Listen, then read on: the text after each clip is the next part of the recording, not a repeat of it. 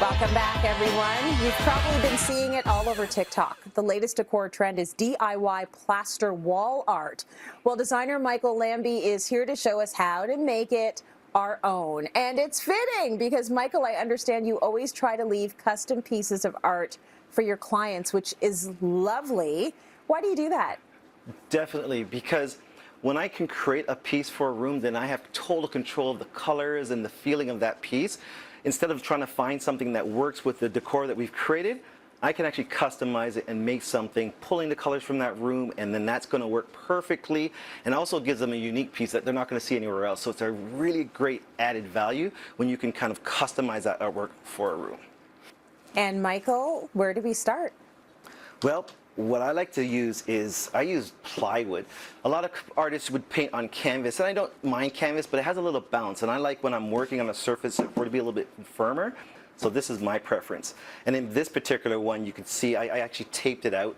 So what I like to do is I tape off a bit of a border, so it gives me a little influence of framing, so that when I'm, whatever texture I'm putting on top or color, when I peel this off, now I have this visual frame if I'm not going to frame it later. This is a great tip to start with.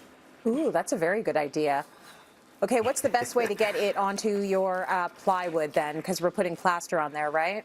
That's right. So what I like to use is regular spatulas. This is the same stuff you would use if you were patching your wall or anything. So you always have a small one to do your scooping, and then you have a large one because it helps you spread it out. So you just scoop it out there onto your board, your surface, your canvas, whatever you're working on, and then you're going to use your larger trowel or spatula and then smooth out your texture.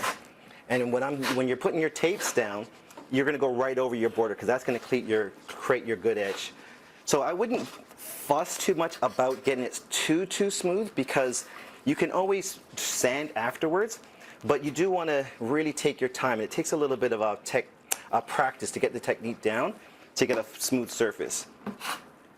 And that's what you're looking for, smooth, huh? You're not looking for like bumps and texture? Yeah, because the smoother you get, then we get to influence it, right? Sometimes texture is nice. Like sometimes it might create its own character, but if we can get it a nice smooth surface, it gives us an area that we can work on, and then we can interpret it how we want, right? And then that's when you start introducing your other tools. So again, these are all construction tools. So this trowel is used to put down tile.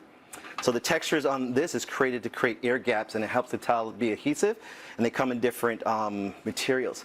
These are perfect for creating our decor elements. So a tip I would like to say to use, if you're not really sure visually what to create, stick to graphic elements, so really straight lines or gentle curves, and they're always attractive.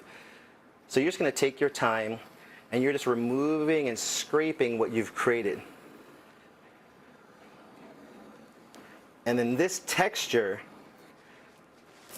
you can then use to influence your colors later on when you're doing, but the texture in itself, the play of light and the shadows it creates, it becomes the decor element itself. So let's talk a little bit about what we need to consider when actually picking a paint color. Well, this is the fun part. Because you're decorating for your home or a particular room, you already have your palette. You've already painted your walls. You have your sofas. You have your area rugs. So that's going to be your influence. I have two different paints here, two different greens, which sometimes you use a lighter color for the main area, and then you use another color for your accent wall.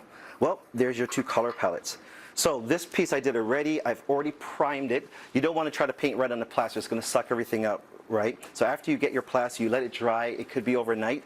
And then you're going to prime it. You're going to prime it, same paint primer that you would use for your wall. And this is all wall paint, right? So that's what you're doing.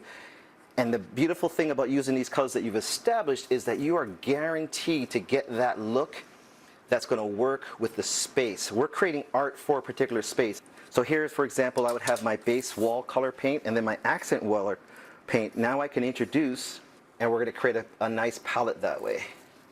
Now, is it easy to paint with it being textured, Michael? It takes a little bit more aggressiveness. It's not a fine artily type of drawing that you're going to do. You're going to definitely use larger brushes. These are wall brushes, and you're going to work them into the surface.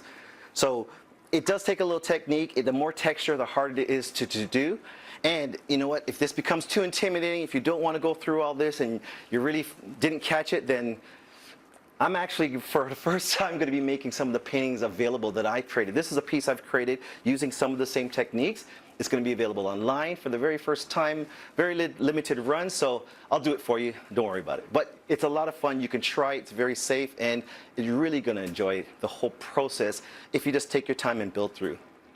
My favorite Cityline segments are the segments where we say, hey, here's a DIY, or don't do anything, just buy it. Don't do it. Because I'm the one that's, I'm the one that's going to take out my credit card. Very good. Thank you, Michael. We've got the full instructions for this DIY up on cityline.tv. And by the way, a big congratulations to you, Michael, on your new show. He is showing off his artistic side as a judge on Best in Miniature, a new competition series where artists build their dream homes in miniature form. Exciting stuff. You can catch it on CBC.